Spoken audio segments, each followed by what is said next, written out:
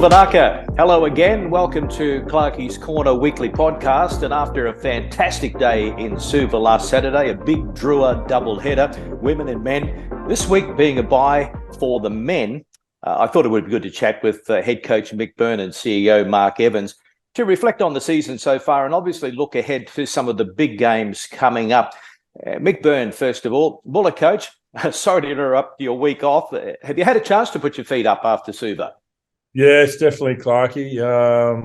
It was good. It's coming at a good time for everybody. We've been going at it now for about 19 weeks.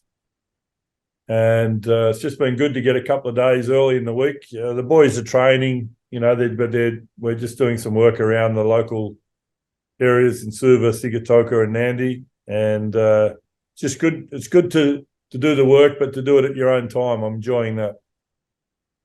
How important is it for the guys to get out into the community? I think it's really important. I mean, you saw the fans at the ground. The people love the Drua and the Fijian team. There's a lot of support around the villages, and it's good for the boys to be able to get back to see family and friends.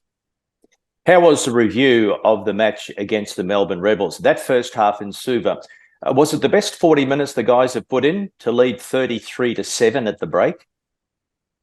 Yeah, it was a good 40 minutes, and yeah, it probably was, Clarkie, to be fair. 33-7 was a good score in the conditions, and also given the what we'd done on the 2 weeks on the road, just the sort of we'd missed the boat there. We didn't start well on either of those games, so it was good to get that start for sure.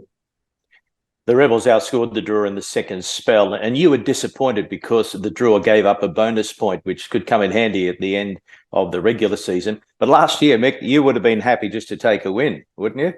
Well, I said that to the boys after. I said, there's a lot of frustration in the coach's box on the final siren. The frustration lasted about 30 seconds, and then you realise we've just had a great victory at home, and it's awesome. I guess it's just knowing how tight the end of the season's going to be. Those bonus points are going to come in handy. But I think definitely the way we played and taking the win every day of the week for sure.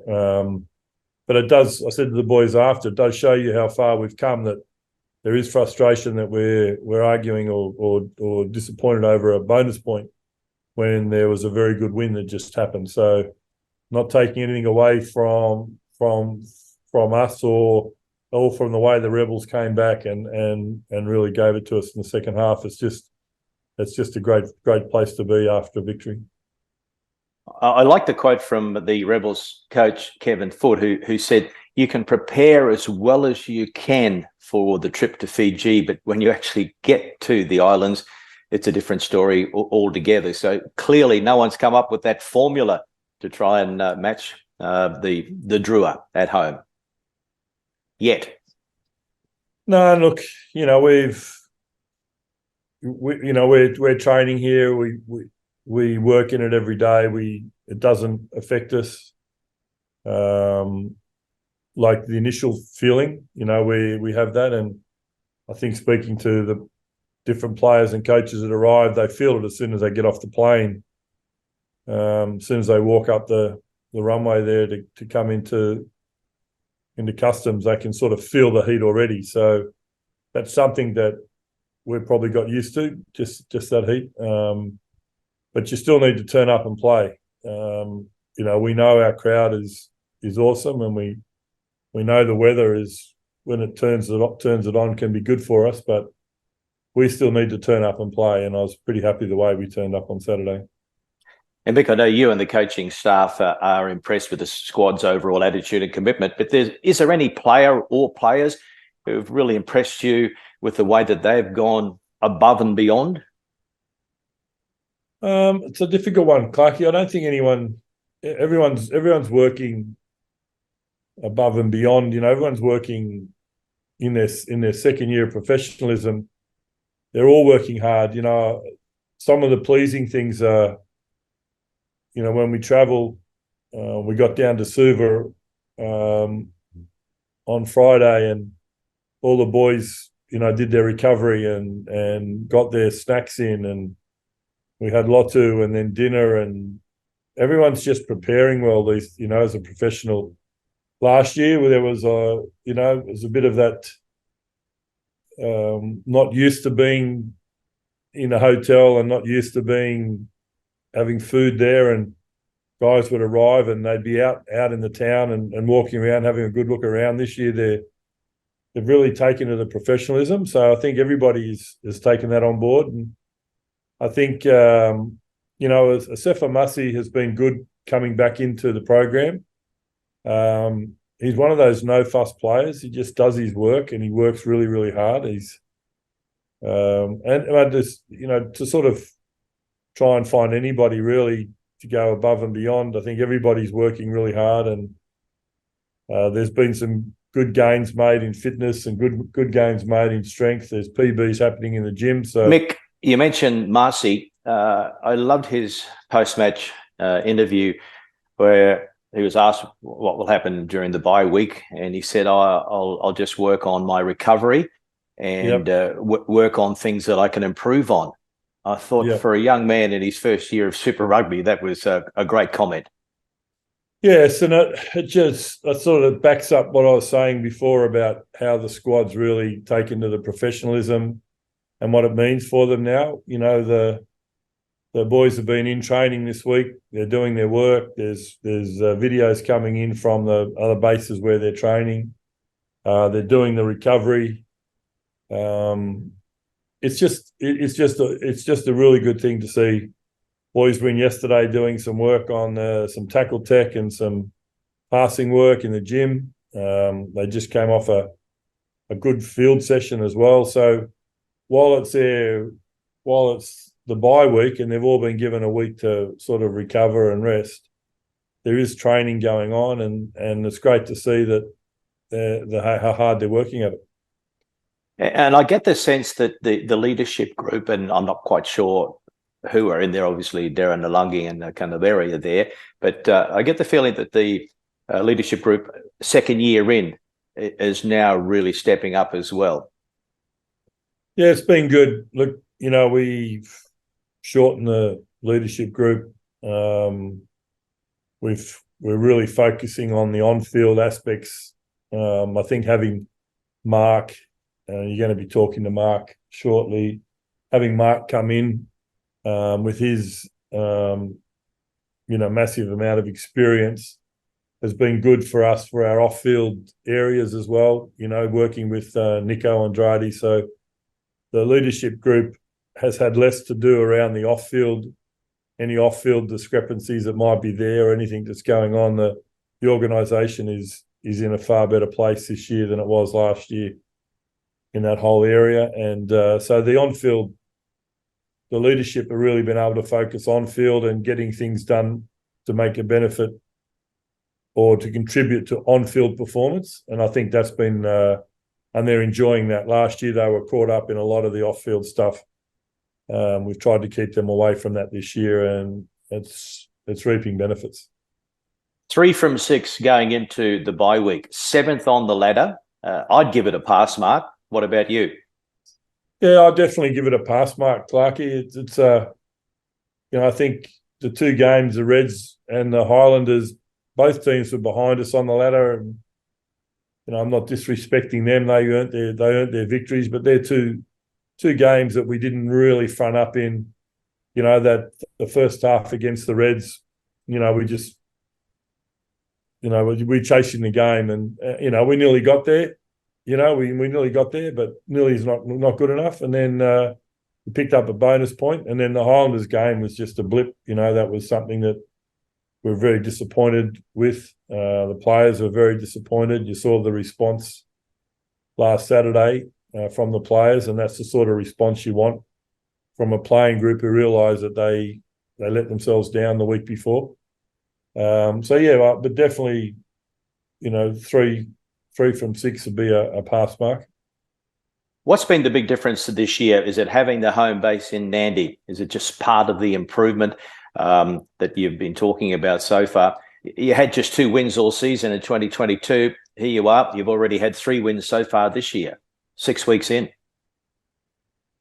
I think it's a combination of a few things. I think having our own base, we had a really good setup at Lennox Head last year, though, to be fair. Like Ainsworth's a very good setup there. We had the base we've got here is good. I think, the fact that players can finish their day's work and get in their cars and go home to either family or friends or relax away from the environment. Last year it was a bit of 24/7. They were in camp the whole time. I think also another year on, understanding what it is, I think Mussy put it there, talking like that, just talking recovery, talking working on getting better. Those types of things have all weighed into it. And I guess, just being in Fiji, we're around our organisation. We've got great administration upstairs. It's a real operation now with our team there, and it feels like a team of people. You've been into the office. Last year we were just at Lennox and we're on our own. It was just us. Now we feel really part of an organisation, and that's a good feeling as well. So there's lots of little things I think that have added up to making it a sort of a more complete and enjoyable season. After the bye, it's the top Aussie side, the Brumbies in Canberra, followed by the leading team overall, the Chiefs in New Zealand. Now that's a tough road trip, isn't it? Well, it's welcome back to Super Rugby for us coming off the bye. But that's where it's at. We want to, that's why we're saying the bye's come at a good time.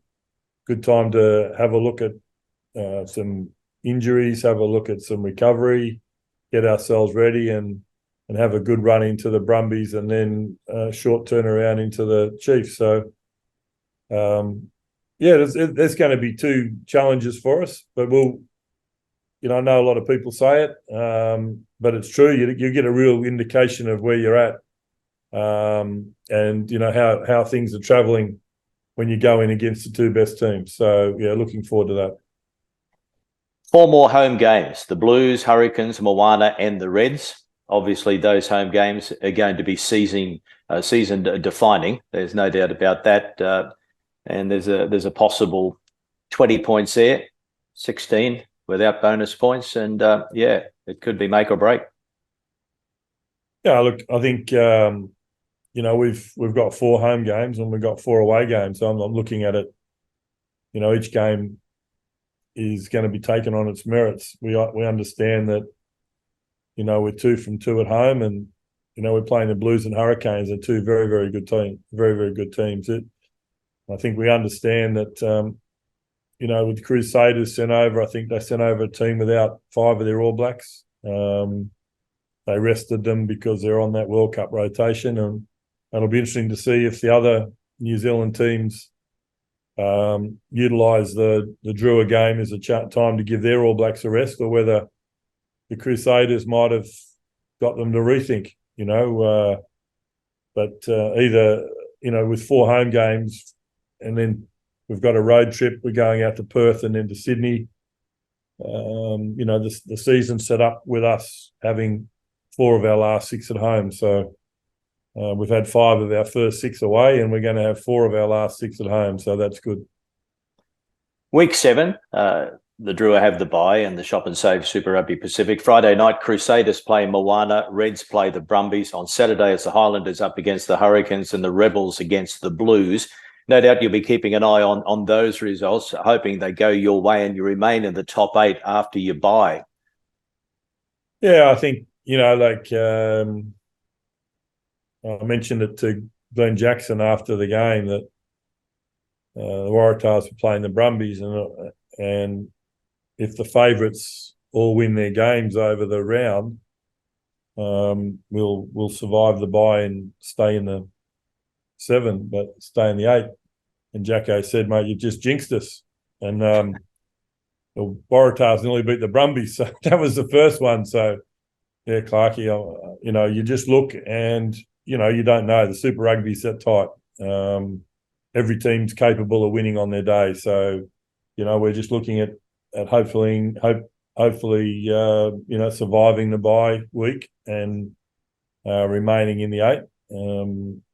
But there's 8 games to go, and they're in our control. So that's what we can really focus in on. Yeah, the Tars almost knocked over the Brumbies in Canberra, and of course the Force had that great comeback as well, but fell short against the Hurricanes. So yeah, So Jacko might have been right, Clarkie. Yeah, but you mentioned Glenn Jackson. It just seems to me, just from being around the team when I pop over for the home games, that the coaching staff are gelling with the support staff, Greg Fleming and Brad Harris, Glenn Jackson, yourself. It all seems to be working pretty well. You've got something going there. Yeah, look, I think that's the other thing. One of the things you miss out on being over here is you miss out on being around a lot of family. But the strength of that is that you've got your mates here that you spend a lot more time with than you'd like to think that you would spend that sort of time together. But with us here and all our families over in Australia or New Zealand, we have got to socialise a lot more than you may. So that's working well.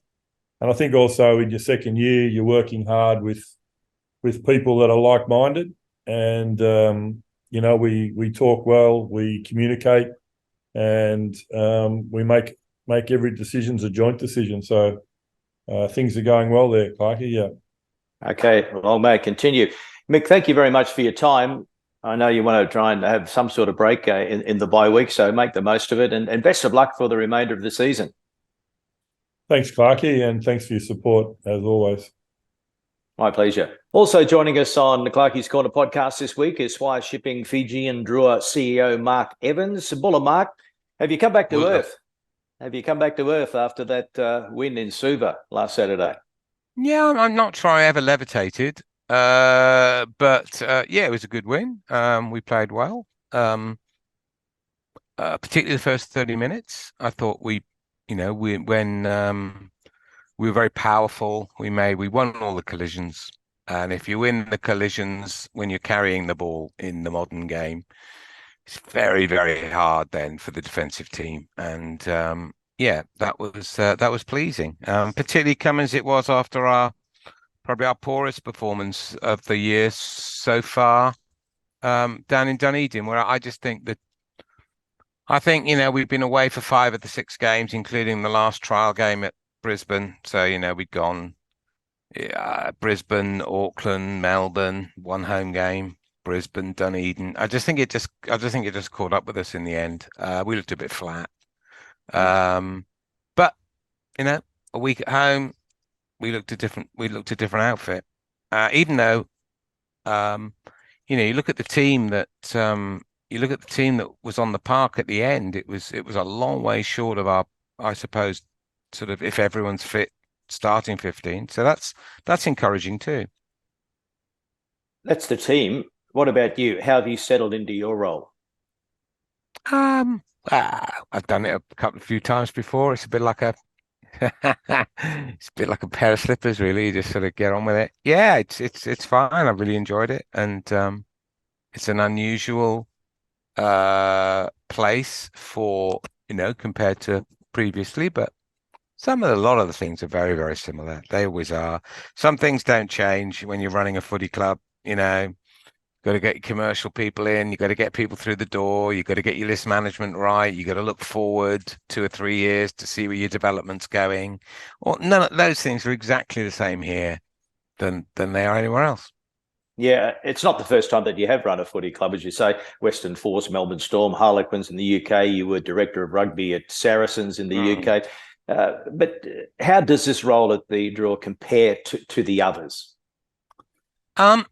Well, it's a startup. I think that would probably be the best way. Is the biggest differential is that this is the first season for the team on the island, and I that is a big change. And I suppose whereas a lot of the other clubs and organisations that I've run have had all the history and a lot of heritage, this is different. And put on top of that, as you know the islands well. I mean, culturally, there's some big shifts that you have to accommodate.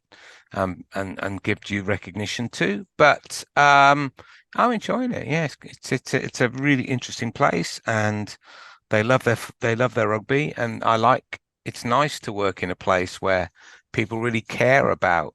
I've worked in a lot of challenger markets. Rugby union's a reasonably big sport in England, but it ain't football. It's not a huge sport in Melbourne, although Storm were a big brand. Would never have claimed to be a sort of a Richmond or a Collingwood in that city. So it's nice to work somewhere where everybody's engaged. You had to hit the ground running after arriving in Nandi late last year.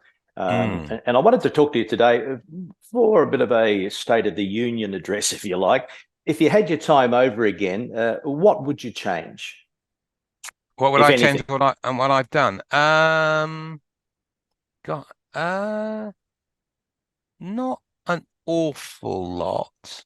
I would have liked, but I couldn't have changed it. I would have liked to have had a little bit more data about sort of people's behaviors, particularly in terms of attendances, and could have done with a bit more data on pricing. But when you're a startup, you haven't got that. So I suppose all you can do there is be relatively nimble and don't get too stuck on a way of doing things because it might not be appropriate. I think probably I worked it out reasonably quickly that we were maybe doing a few things in the front office that weren't particularly well suited to the Fijian market, or that we didn't know enough about our market, because there's never been one before. But in terms of would you do anything very differently? Personally, no. I suppose, and this I wasn't here, and I think if you've been really, really, and I totally understand why they didn't do it, but if you've been very, very hard-headed, you'd have said, don't do the year in Australia because it was so damaging financially. It cost such a lot of money. We had no revenue. We had to use up a lot of our startup capital. So that was not great. But I totally understand, having waited so long for a Super Rugby franchise, that it would have taken an enormous effort of will to say, no, you're all right. We'll come in a year later and we'll play on Fiji. I mean, and also, to be fair, nobody knew how long COVID was going to last and whether international travel would be back up and running and all the rest of it. But yeah, I suppose if you could have your time again, how about not launching during a global pandemic? That would probably be my wish. Oh yeah, wouldn't have that been fantastic? Pandemic, it's gone, and it didn't happen, but it did. But I think most people believe the inclusion of the Drua and Moana into the Shop and Save Super Rugby Pacific is great. But competing on and off the field against the 5 Aussie teams, the 5 Kiwi teams, is not easy. What has to happen to the 2 new teams to be around for the long haul? I think 2 key things. You have to find a business model that's viable, and that will depend to a significant degree on the market that you're in and the support you're able to muster from a range of stakeholders, from the government to World Rugby through to the other participants, etc., etc.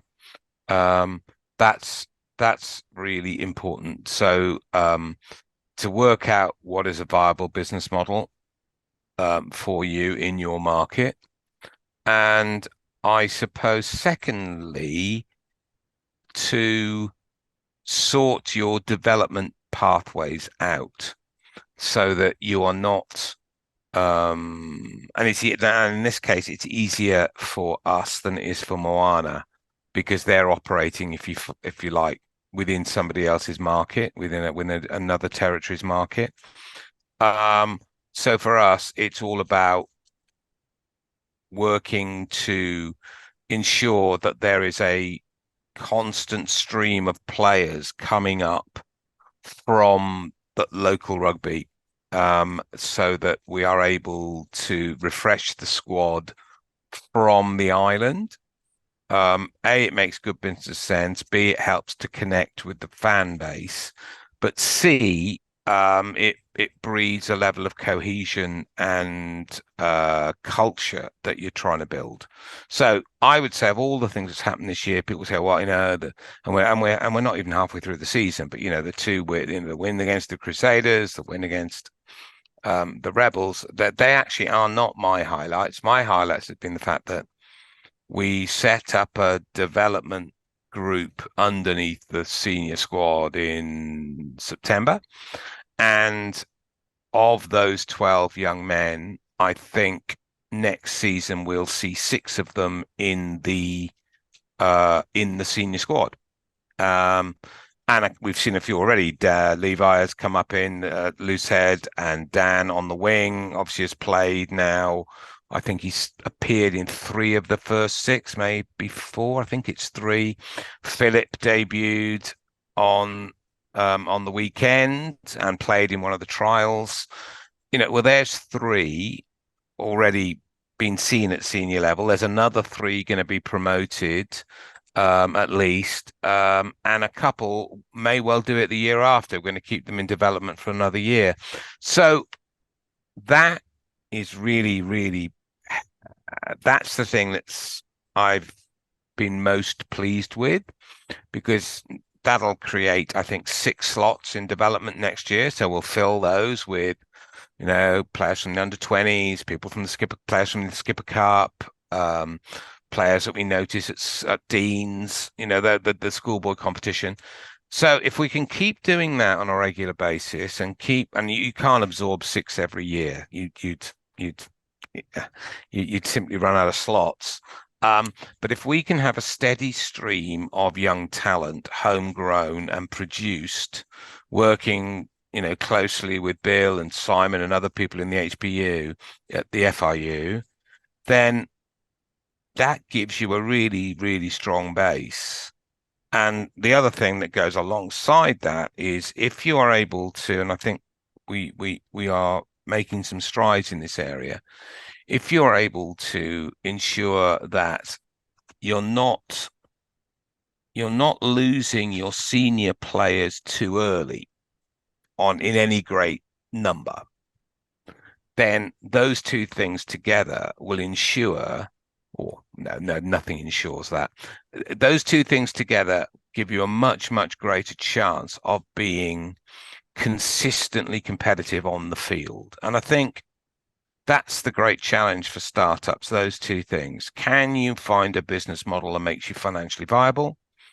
And can you find a playing model that allows you to be competitive given the resources you've got? And in our case, given the fact that we know that this is a playing base across the island that is constantly scouted by the NRL, by other Super Rugby teams, by private high schools in New Zealand and Australia, by French Pro D2 and top 14 teams. So you can't move on this island for someone representing another entity. We've got to make sure that what we're offering is compelling across a whole load of levels, and compelling enough for people. We're not naive. We know that, we'll probably see 1 or 2 a year move elsewhere. We'll never be able to compete with the salary levels in Europe or Japan. Although increasingly, you say Europe and Japan, it's increasingly France and Japan. I mean, the wage levels in Ireland and Scotland and Wales have really quite tight kind of overseas regulations. It's quite hard visa-wise for Fijians into the UK, but easier into France. A lot of young, very talented young boys go at 18 and do their GIF qualification and do their 5 years in the formation. So that's our challenge, to make it much clearer and more overt to young 15, 16-year-olds that actually there's a pathway here, which might involve you going overseas for last 2 years of high school, but then you come back and play for us and go into the development squad and follow the likes of Philip and Levi and Dan into the Drua, and then you stay there for 5, 6, 7 years if you're good enough, and then you might go. It's a completely different model to what we've had here traditionally. I've been impressed with the Fijian fans. I've seen them around the world at sevens events, but mainly a relatively small but vocal group in the crowd. To witness the atmosphere at Lautoka and Suva, it's been amazing, hasn't it? It has. They are like fans nowhere else in the world, frankly. It's brilliant. I mean, I think you might have heard me say this before. We are still keen to get more of them, because the fans that turn up are just brilliant, and they turn up in reasonable numbers. But the grounds aren't full, and you saw that at the weekend. There were quite big, not big spaces, but there were significant spaces on the concrete embankment, and certainly on one of the grass banks. The other one was pretty chocker, to be fair, and in the grandstand. So we've got to work really hard at making sure that the barriers that there clearly are at the moment to stop people coming, because I'm pretty confident it's not that people don't want to come, but there are things, and some of that, it's not just price, although we've got to be very mindful of price now, and we've made some adjustments there and we'll continue to do so. But it's things like transport and how do people get home and all those kinds of things that we're going to have to look at in a really sort of really granular manner and make sure, right, okay, how can we do this? And we've got a few things we're going to try out for the next couple of games, not at any great scale, to see if we can scale them up for the season after this. But look, I mean, it's brilliant. The crowds are fantastically enthusiastic and vocal, and they understand the game. It's and very engaged, and of all ages and of both genders, and it's great. You imagine how much greater it would be if there were another 4,000 or 5,000 of them alongside the 8,000 that tend to be coming at the moment. Then it would really be rocking, and if there was a roof, it would then come off. So that's one of our other great aims, I suppose. Like I said, it links to the business viability point, but it also links to the point that this is a new thing for the fans as well, and we're realistic. We know that we've also got to play pretty well, and we got to play not just a pleasing brand of rugby, but a winning brand of rugby too. I mean, I don't think any Fijians, because they know their rugby, think we're gonna win the final in our second year. I don't think any startup team's ever done that. But by the same token, they don't want to see us come in 12th every year.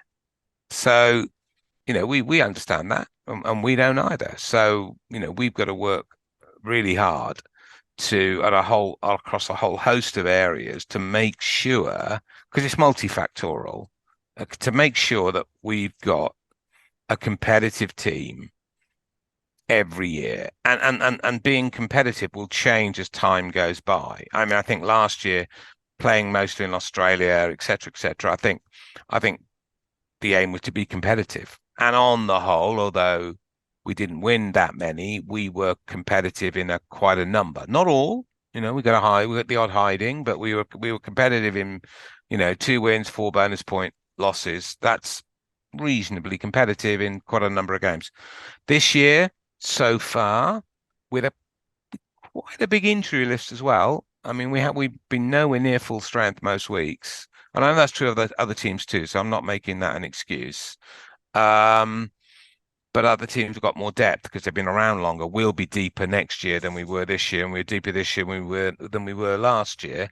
But this year, we've played 6 games, we've won 3, got a bonus point in a 4th, and maybe could have won that. I thought we were competitive against the Waratahs until injuries and yellow cards in the back. We were up with 50 minutes gone, and then for whatever, for those reasons, we fell away, and then we had one hiding. I mean, we had a terrible day away at Dunedin, and I suppose new teams do have days like that, and we're getting used to all the traveling, and we're not used to that, and that was at the fifth and sixth weeks. I think it did catch up with us a bit, but that's the nature of the competition, and you've got to get used to that. And I suppose that'll be our next thing. I think most new teams, we go, right, build your home form up first. Then you start to think, right, how can we travel better? How can we be more competitive away from home? It's going to be really interesting the next couple of weeks. Next two games, probably the two form teams of the competition away is a really, really interesting challenge for us. But we're coming off a bye week, which is good. Gives us a chance to patch a few people up and get a couple more people closer to coming back. So I think it's the sort of games you want to have to sort of see where you are. And then, as everyone said right from the beginning of the year, I remember before we play the game, I'm saying, "Oh, look at the end, 4 home games out of 6. Look at the back end of the season." And I'm going, "Hey, take it. Never mind the back end of the season. How about next week? Let's just take a horrible cliche, but can we just concentrate on the next game, and the rest of that stuff will look after itself?" Really, certainly on the playing side, front office is slightly different, but on the playing side, let's just look at next week, eh? Yeah. Well, you mentioned some players have to be patched up in the bye week. Thank goodness you don't have to be patched up. You look like you're well at home and doing a great job. So thanks very much for your time. We'll leave it there, but we really appreciate it. All the best to you and the executive team for the rest of the season. We're going to see you in Lautoka Clarkie. for the Blues game on April 29. Looking forward to that. That should be an absolute cracker. They're playing some good footy at the minute. Very open style. So I don't think it's going to be dull. Drua CEO Mark Evans, and that's a wrap for this week. Thanks everyone for your time. We will see you next week. I'm Greg Clark. Bye for now. Mode.